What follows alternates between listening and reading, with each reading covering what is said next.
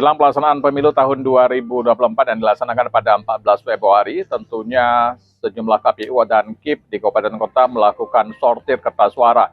Untuk di Kabupaten Aceh Barat itu terdapat ada 405 kertas suara yang rusak hasil daripada pelipatan yang dilakukan oleh petugas sebanyak 125 petugas yang dibagikan dalam 5 kelompok untuk melakukan pelipatan kertas suara selama 7 hari. Didapatkan ada 405 kertas suara rusak yang terbagi di antaranya untuk kertas suara DPRD Kabupaten dan juga DPRD Provinsi serta DPR RI dan juga DPD dan kertas suara kertas Presiden dan Wakil Presiden.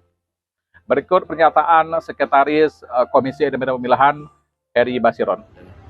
Mohon izin untuk rekan-rekan semua dapat kami sampaikan bahwa alhamdulillah kita sudah menyelesaikan pelaksanaan sortir dan lipat untuk surat suara di Kabupaten Aceh Barat dengan jumlah total suara itu 738.730 lembar.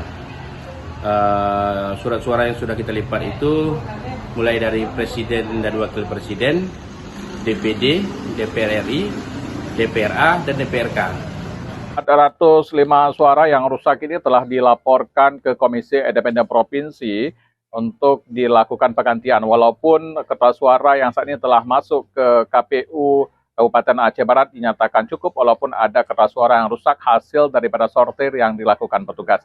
Namun kertas suara yang aman yang telah dilipat saat ini berada di gudang logistik pemilu dan masih dalam pengawasan kepolisian. Demikian dari Melabuh Aceh, Dimas Wadi melaporkan.